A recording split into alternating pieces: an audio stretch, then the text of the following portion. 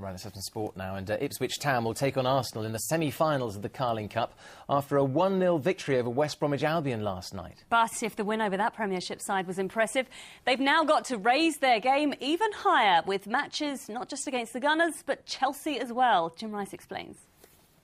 No wins in 4, no joy against their local rivals. Not much to look forward to. Come on, Town! Think again. Different team. They didn't stop for the whole 90 minutes. Totally different side to the weekend. I think it's the best we've played this season, to be honest. Yeah, we're going to Wembley. Come on. Ipswich didn't just beat West Brom last night. They outplayed their Premier League visitors for most of the game and should have had a penalty for their efforts before half-time. We had so many clear-cut chances. We felt we had a good penalty claim in the first half. I don't think anyone would argue with that. And a lot of our young players done well tonight. They've done the basics well. I think our work rate was pretty good and our composure on the ball was decent. And we've responded well, I think, from our poor league form over the last month or two. That response was rewarded in the second half when Carlos Edwards was fouled just inside the box.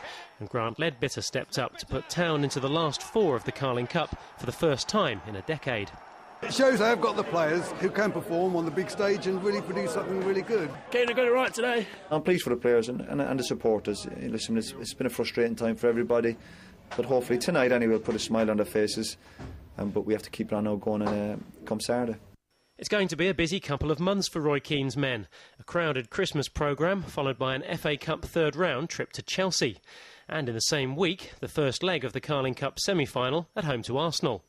The away leg's a fortnight later, and Town will also have to contend with 4 championship matches in the same month. Before all that, as Keane points out, preparations continue for Saturday's game against Swansea. But there's no harm in basking in last night's glory for just a little longer. Jim Rice, Anglia News. Something to warm the cockles now after his record-breaking efforts in the first Ashes test. Essex batsman Alistair Cook is preparing to start all over again when England resume battle with Australia tonight. Cricket's oldest rivalry is renewed in Adelaide at midnight our time, with the Aussies still reeling from Cook's 235 not out in England's epic 517 for 1.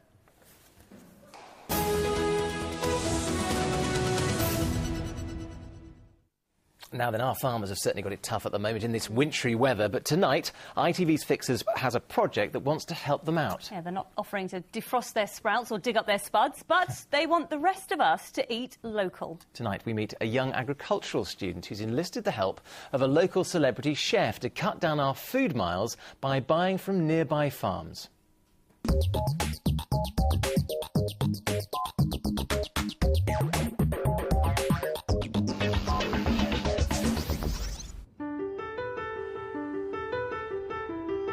My name's Emily Rout. I'm 19 years old and from Tiverton in Norfolk.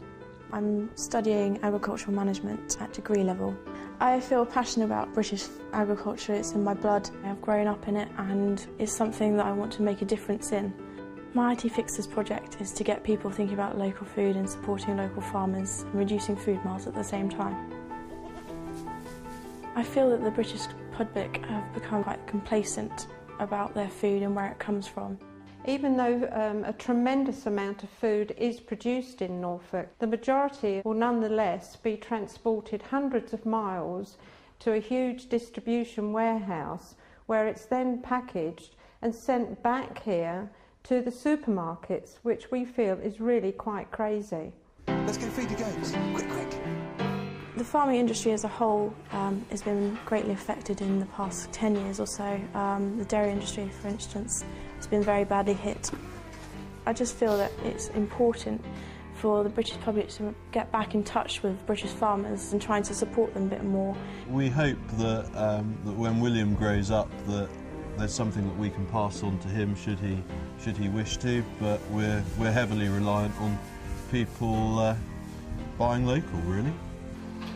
I think if we can use our local farmers and producers in the local area, you're going to easily reduce food miles and then obviously the global warming at that same time. We don't believe in food miles. We do everything by metres. Our goats are housed here, milked there, the cheese is made there, it's no more than 20 metres. What's the point in transporting food across the country when we've got it all here on our doorstep? Today Today I'm meeting celebrity chef Galton Blackiston. We'll start with the first initial ideas of the book. This is what we're going to use for the summer.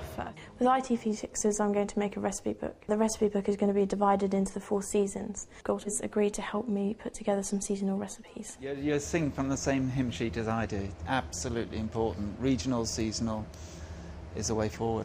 So what I'm going to do is a couple of recipes to get you going. I'm going to do a starter with this wonderful goat's cheese from Sam, and I'm going to do a beef fillet main course recipe, just to give you some ideas so that you can get forward and get this book going, and it'll be the bestseller in Norfolk and all that sort of thing.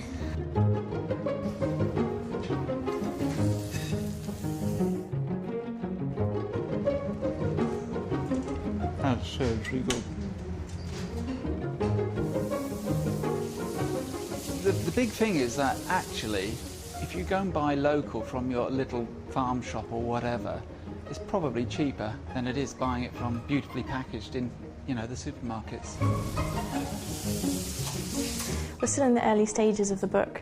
However, we're hoping it'll be out early next year. I hope my book will make a big difference. I hope it will get the general housewife or husband thinking about what foods they're putting on their plates. That's seriously good. Can I eat the rest now? I've surprised myself.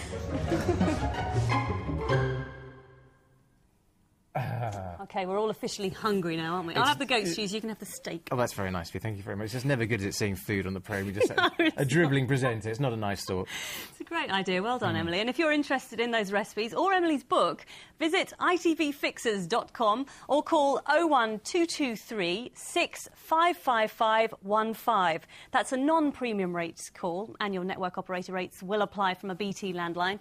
Calls from other networks may be higher, and from mobiles will be considerably more. Now, I've also got to say, please seek the bill payer's permission before phoning, of course. Lines close on the 31st of December of this year at 5 p.m. Calls made after the closing time will not be answered. There's no one there, but may still be charged. Yes. More of your snowy pics on the way, and the forecast, of course. But first, let's take a quick look at what to expect on the national news with Alistair at 6:30. Well, before we go to the weather, a huge thanks for sending in loads of your wintry photos. Yeah, we love them all. We look at them, every single one of them, but we've only got time, I'm afraid, for a little flavour of them this evening. Starting with this, the residents' snowball fight at Portreath Sheltered Housing in Chelmsford. Just goes to show that give us a bit of snow and we're all kids at heart. Having a great time there. Now, here's someone who wasn't enjoying it quite as much. 6-month-old Socks, who must have wished she was actually wearing some. That was on her walk in Stowmarket today. The characters at Julie Butt's house in Whittlesea in Peterborough, well, they can't feel the cold, but they certainly warm the spirits. As does this little chap here. That's Finley from Malden. He's the one on the right there, and just in case you weren't sure, with his first ever snowman. How fantastic is that? Now, Finley is 2 in a couple of weeks, so happy birthday in advance. Yes. Let's end with this one from 11-year-old Christopher Shaw from Bury St Edmunds, and a picture of wolves. Oh, frightening. I think this lot are actually fairly tame. Oh, OK. Right, let's see if Amanda can top that little lot for us. Well, here's a nice snow picture for you of this little hedgehog braving the cold to feed his belly. That was at Chelmsford in Essex, so thanks to Dave for sending that in to us. Now, we are still expecting further snow